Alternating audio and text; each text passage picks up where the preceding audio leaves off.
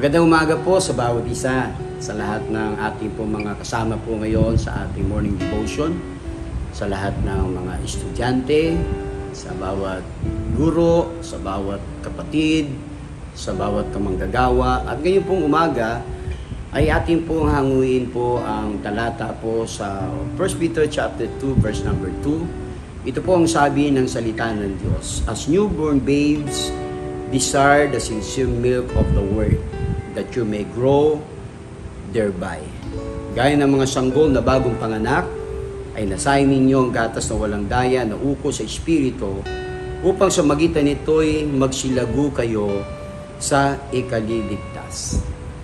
The biggest problem that we have in the church today, even sa panahon po ng bawat individual na Kristiyano, ay yung usaping maturity.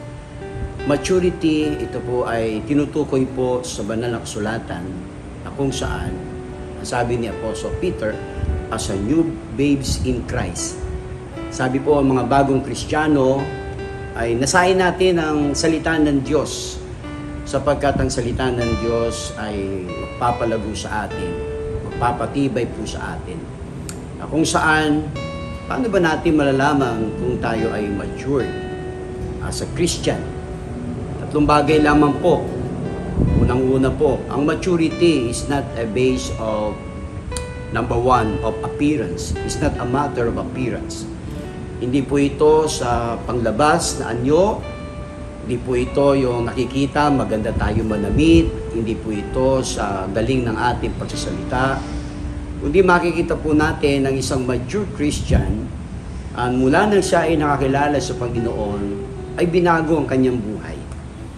Nagbago ang kanyang pananaw sa buhay, nagbago lahat sa kanya. Sabi nga, di ba, sabi ng salita ng Diyos sa 2 Corinthians 5:17, if any man be in Christ, is a new creature. All things are passed away, and behold, all things are become new.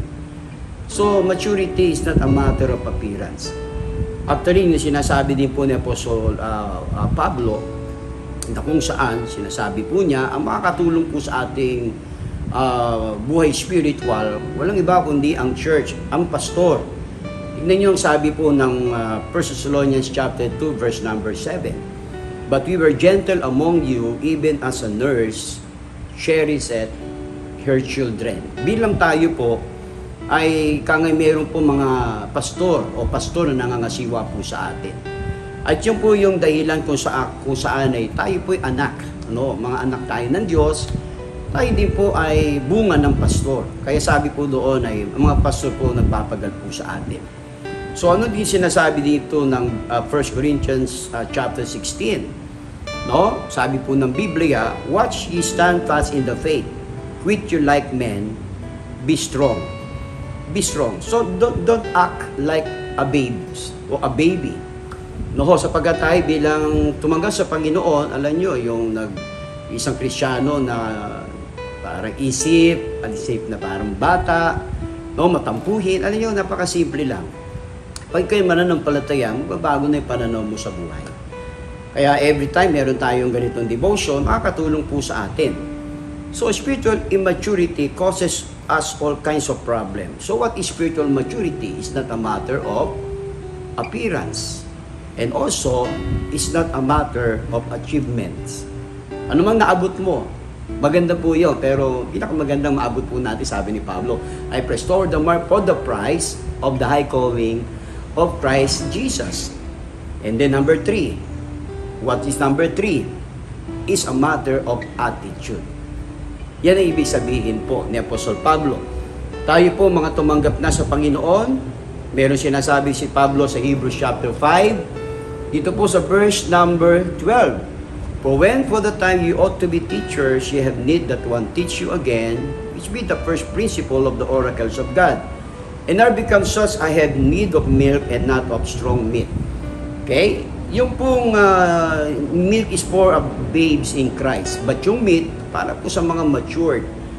Kaya yung attitude, kaya nga, base ito, para tayo lumago, siguro yung process ng paglago natin, simula po tayo sa salvation, and then baptism, and then service. Tapos nandun na mga kapatid na makikita po natin, no, ang isang mananampalataya. Alam niyo ito ating simple devotion, ang prayer ko po makatulong po sa atin.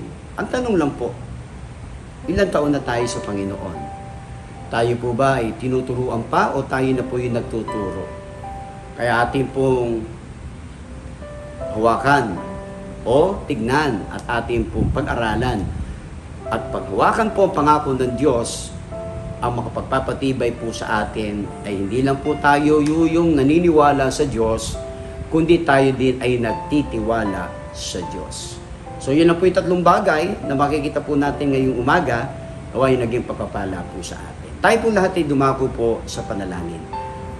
Ama namin Diyos, ang Misaya ng Israel, kami po ngayong umaga ay nagpapasalamat, nagpupuri, at amin pong pinagkakatiwala sa iyo, O Diyos, ang buong araw na ito. Kami po ay narito at tulungan mo lamang, gabayan, Panginoon, ng iyong kapangyarihan ng iyong Espiritu Santo. Palain mo po ang bawat isa sa lahat po ng mga nakikinig, sa lahat po ng mga makikinig pa, at salamat, O Diyos, sa iyong mga salita na magbigay po sa amin ng gabay sa paglago naming spiritual. Sa iyo, O Diyos, ang kapurihan ng lahat, pagpalain mo po ang bawat isa sa matamis sa pangalan ng aming Panginoong Hesus. Ito po ang aming dalangin. Amen. Magandang umaga po sa inyo lahat. Pagpalain po tayo ng Panginoon.